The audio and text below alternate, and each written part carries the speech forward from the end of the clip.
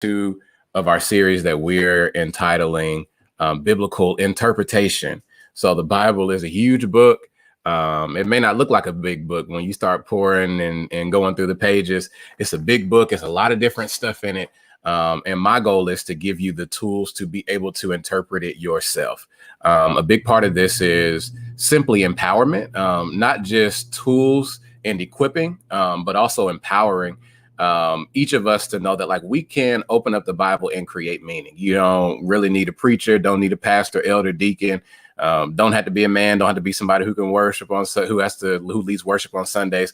All of us have the ability, and all of us will, by the end of this, if at no other point, should be able to interpret scriptures ourselves.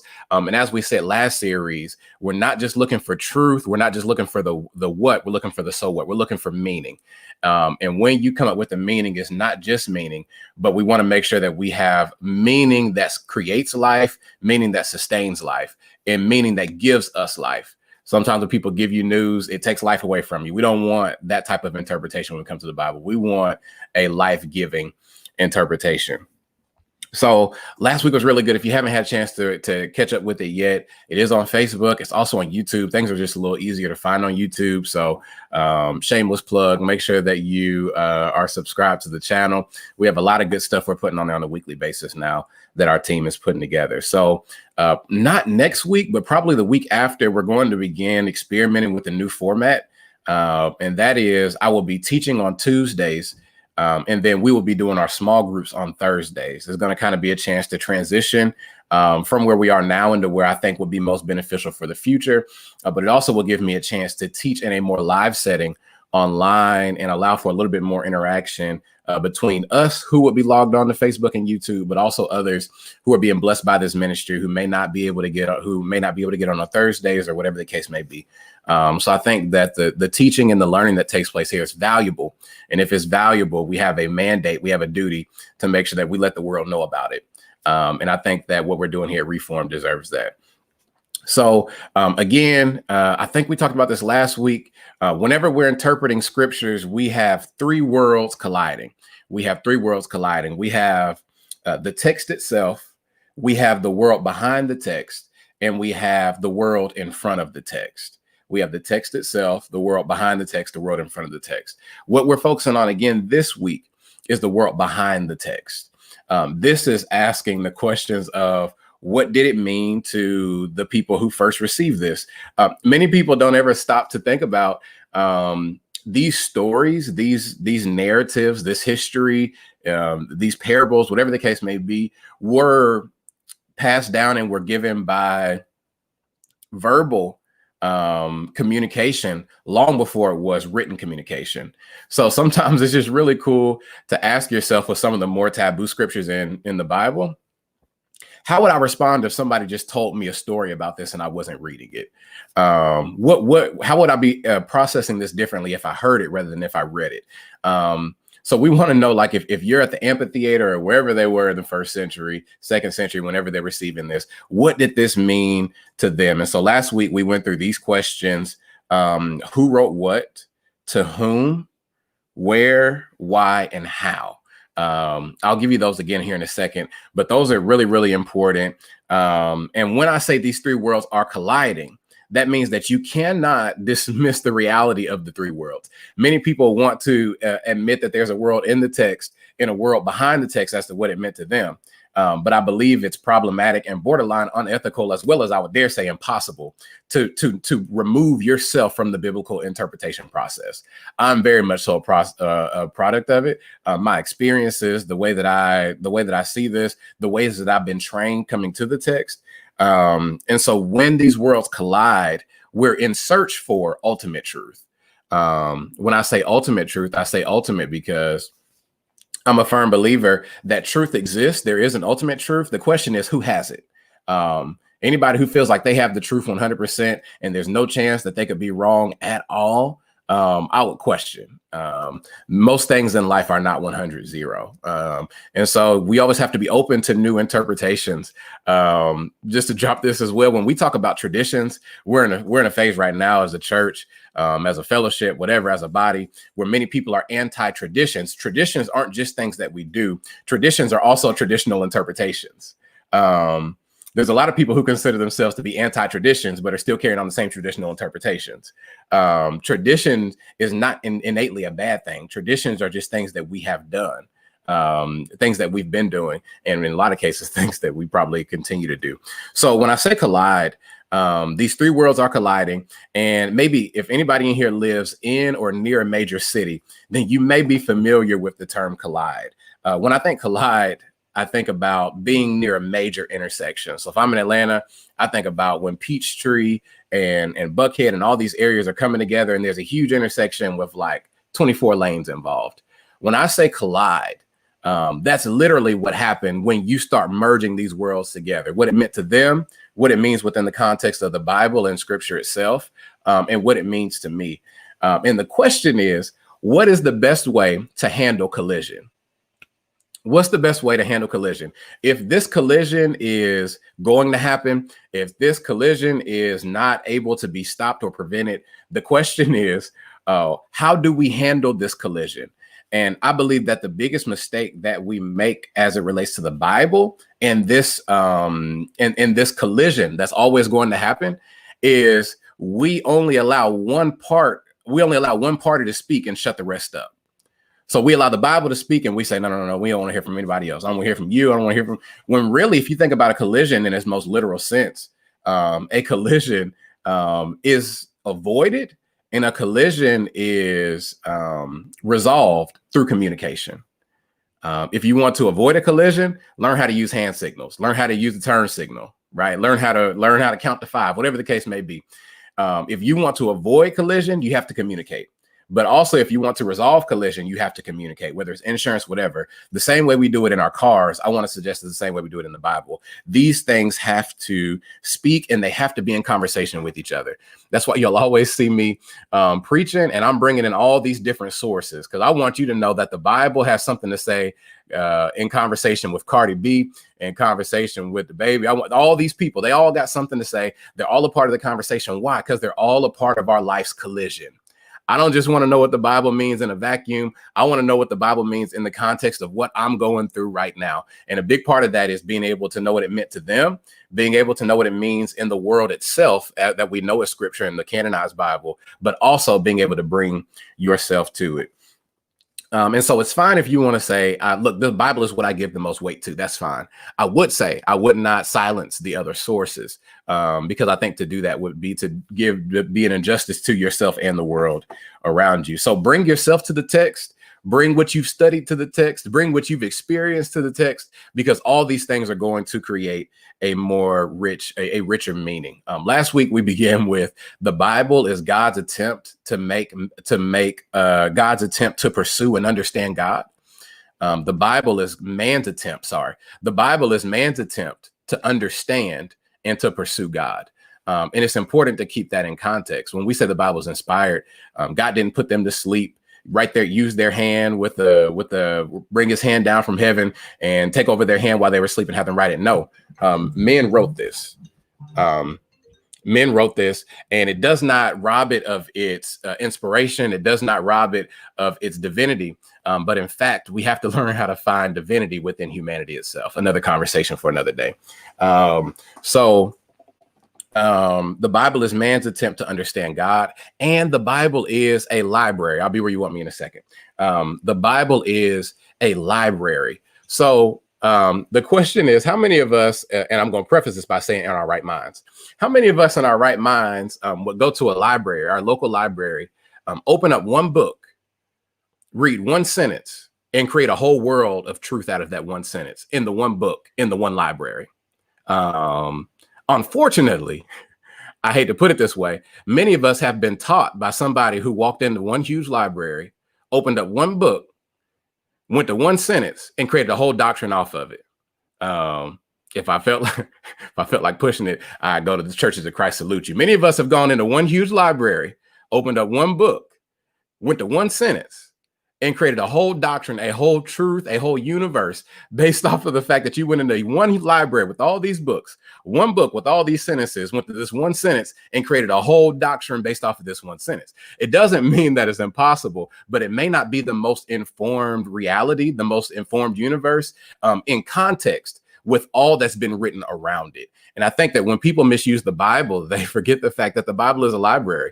Let me say this clearly. You will not catch me arguing about one scripture with anybody. Because as we talked about last week, when you, and I'm trying to get too far off track. When we talk about apologetics, let me define that. Apologetics is defense of the faith. When we talk about apologetics and we talk about defending the faith, many of us jump to history. But I said last week, when we talk about apologetics, I don't think that it's smart to defend scripture by scripture. I don't think it's smart to defend. Okay, I know this, every single one. That's not how translation works. It's not to say that it's wrong, but it is to say that what we have that we know we can hang our hat on is the meaning and the message.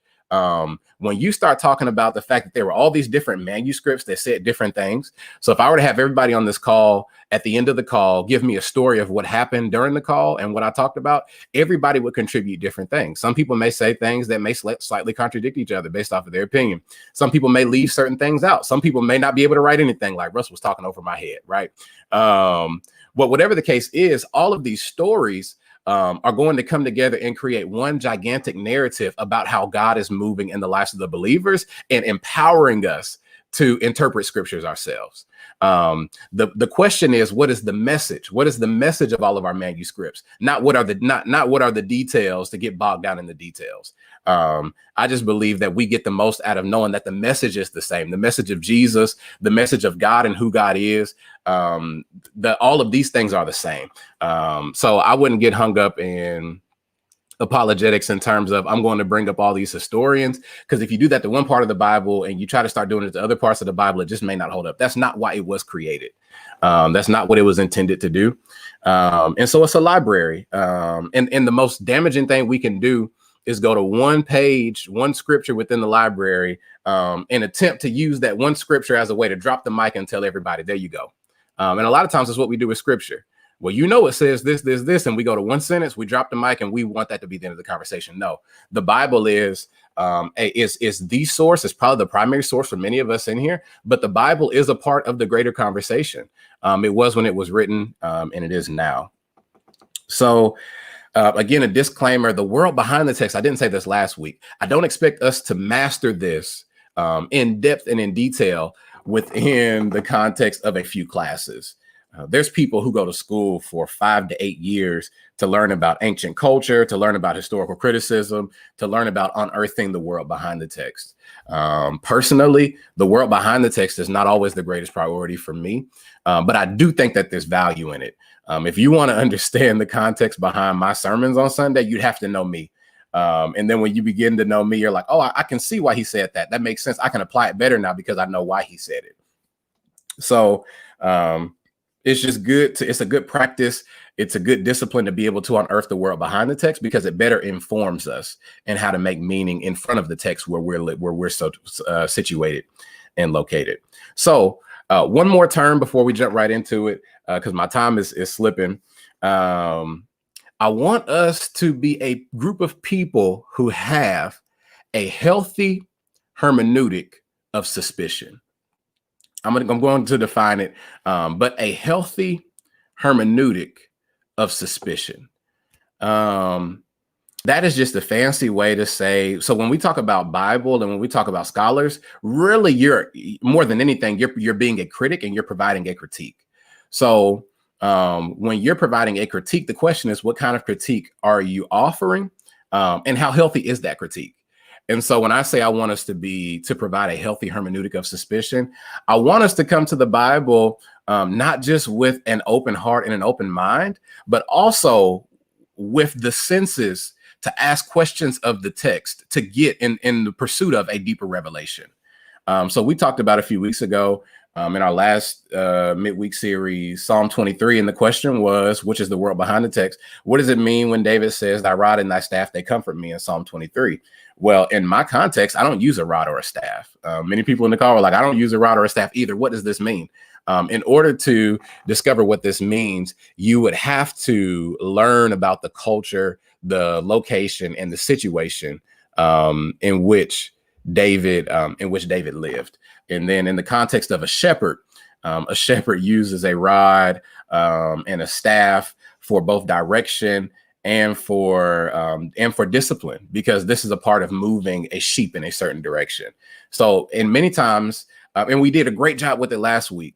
So those of you all who were here last week, we talked about the story of the Samaritan woman at the well. And it's great because if I were to ask anybody on here in 2020 without doing any research, with leaving everything you've learned at Bible study behind, what is a Samaritan? Many of us wouldn't be able to answer. But when you begin to do work on a Samaritan and you begin to do work on Jesus, and you're like, okay, well, this was a Samaritan and this was a Jewish man. What were the dynamics between Samaritans and Jews? Why are they saying what they're saying? Many of us ask the question, suspicion, hermeneutic of suspicion. You're suspicious. You're curious. Why does it tell me that it's like at 12 o'clock at the hottest part of the day? Why is it telling me that? Why does it seem like she's trying to sneak in and sneak out? I had a conversation with somebody afterwards. I was like, same reason folks trying to sneak in and sneak out of church today. You ain't trying to be bothered.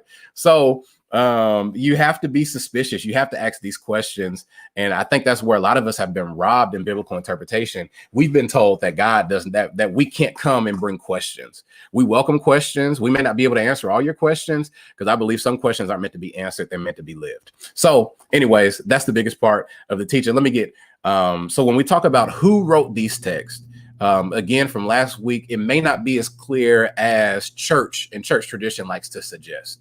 So, for example, we say that Matthew wrote Matthew, Mark wrote Mark, Luke wrote Luke, John wrote John. But in all actuality, many of the Gospels and many of the books that we're reading, the person did not self-identify themselves when they wrote it, right? So my teacher knew which paper was mine because I put my name on it. However, if I don't put my name on it, she could still say it's mine, but now you're playing the probability game. And so it's not to say that there's danger in saying Matthew wrote Matthew, but it is important to know that these books have been attributed to them. Matthew did not put his signature at the end of the book. And so when you're talking about these documents were being compiled and creating a larger narrative, it's important to remember that that when they wrote these, they were anonymous writers. The church began to ascribe names to them. And there's nothing wrong with that. There's nothing wrong with that. But that is to say, many of these books, the author may not be as clear as we originally thought they were. Why? Also, because many of these were passed down by word of mouth for decades, if not centuries, prior to actually being written down. So many of these people were writing down stories that they heard, stories that they knew to be true, but they probably may not have been eyewitness testimonies. The majority of the Bible. Now, you may have to do some research on New Testament, Old Testament, but the majority of the Bible, they may not have actually been eyewitness testimonies. These were stories that they valued and meant something to them in their identity, in their community. And so who wrote what?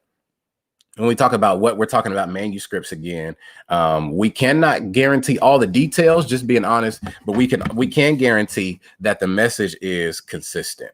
When you talk about this, you're talking about editors, you're talking about redactors, you're talking about different versions being written after it's been passed down by word of mouth for years. So that is not to rob the inspiration or the divinity from the what that we're reading. Because one thing that we know is true is that the message is the same. And I think as long as we're majoring in the majors and minoring in the minors, we'll be in good shape. You get in bad shape when you start majoring in minors. And so that's why we want to know, what's the message? What's the meaning? And so when we ask to whom did they write it to? Who was most likely the audience that they were writing to? Not just in location. So we know Ephesians was to the church in Ephesus, but what was the socioeconomic status of the believers in Ephesus? What was their ethnicity? Were they battling a Jew and Gentile problem? To whom were they writing? Where were they writing it from? Not just in terms of locations, but what were the social structures that happened here? What were the important historical events? We talked about last week. An airport experience before 2001, before 9/11, is dramatically different from an airport experience afterwards. So if you're reading these without taking into context the social structures, then you can end up putting a set of norms on a people that it did not exist with. You have political worlds. We're in a huge polarizing political climate now, so we get that. But also, what was the culture in which they were writing? What was Jewish culture? It's interesting how Christianity works, because realistically, when we talk about to where and to whom, most religions are created and framed in the context of other religions already existing. And so I think it places us in a weird position when we assert Christianity so high above everybody else that we can't even have a conversation with them. Many of these things share similar stories, whether it's the creation story, whether it's the flood narrative, whether all these different things. Is not to say that Christianity is any less, but it is to say that we come to the conversation with them to create transformation, to create change, and in faith of what we believe.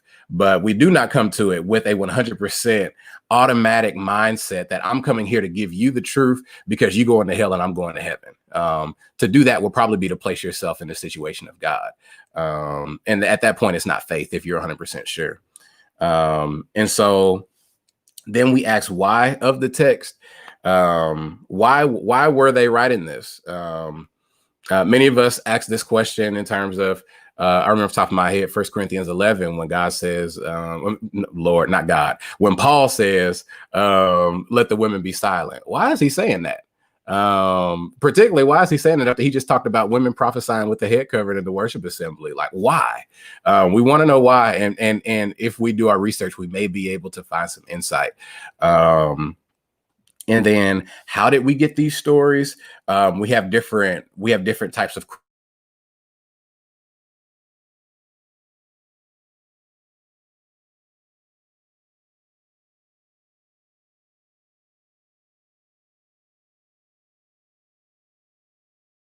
review of what happened, but I want to let you know what this means in a Jewish context, which is what some people believe. Matthew may have been writing in a little bit more of a Jewish context, and he's like, look, I want to let you know that in Matthew chapter 1, that this is the Jesus that's been passed down from all these generations. What did I say, 40 and 2? The old preacher used to say that was passed down through 40 and 2 generations. And these were his lineage. Why? Because potentially a Jewish people may have really appreciated that and needed that in order to understand the legitimacy of Jesus. Form criticism, we'll get to look at that a little bit more next week potentially. But when it comes to creation stories, there's a form to it. When it comes to miracles, there's a form to it. I think about if you were to tell somebody a bedtime story, you probably would begin with once upon a time and happily ever after. If you were to give a romance story, you may begin with once upon a time and they lived happily ever after. And so that's not to say that the stuff in the middle is irrelevant or 100% inaccurate or false, but it's to say there's a certain form in which you write it. And so we want to look at all these things. Now, we obviously will not have time to look at all this today, but I want us to write all these down. Who wrote what? To whom were they writing? Where were they writing? Why were they writing? And how were they writing? Because the more of these that we can answer, the more we know about the world behind the text. And watch this, it better informs the meaning that we create in front of the text. And that's why some people find the Bible to be not illiterate. That's why some people find the Bible to be just like completely outdated, antiquated, because they have not been able to unearth the world behind the text. And so it's difficult for them to inform the meaning in front of the text. All meanings are not created equally. Some meanings are more informed, some meanings are less informed. But again, the way that we got this, and the biggest thing we look at is this meaning that we're creating giving life? And then also, these are some of the tools to make sure that we're creating informed meaning based on the world behind the text. And I'm just here to give you all what we know right now, right? So if I were to give you this 20 years ago, and obviously I wouldn't have been given it because I wouldn't have been old enough, but if you were to be receiving this 20 years ago from somebody who had lived both in the church and the academy, they would probably be giving you something slightly different. Why? Because the world in front of the text just began in biblical studies in the 1970s, 1980s. So as these worlds continue to form, and as our understanding of the text and creating meaning from the text continues to evolve, we continue to evolve as interpreters in terms of what exactly is this book, why was it created, and what does it have for me right now? And so that's kind of the exercise that we want to do today. We're going to be looking at the story of the prodigal son. And it's really important. I don't even want to call it that because there's so many different names that can be ascribed to it. And to call it the prodigal son, you're already looking for a certain thing. But we're going to be looking at the parable in Luke chapter 15, verses 11 through 32. Luke chapter 15, verses 11 through 32 in our small groups, in our breakout rooms. It looks like we have just enough to do 3 rooms today. But this is important. This is a great exercise. It's also great team building, community building, getting in these groups, getting to know each other and diving into the Bible, doing research together. And ultimately, you may have a certain type of meaning that you create based off of your context and what you're able to find out that's able to bless me. As much as I'm a preacher, I'm only able to preach based off of how much I put into myself. So I have to search for ways to feed myself, and learning how to find meaning and learning how to critique the Bible in these ways to establish and to find greater meaning and greater revelation is really, really important. I don't just want you to open up the Bible and be like, oh my gosh, I can't do this. No, we're giving you the tools. These are the questions you need to ask, and this will help you understand the world behind the text. Next week, we'll actually talk about the world within the text itself.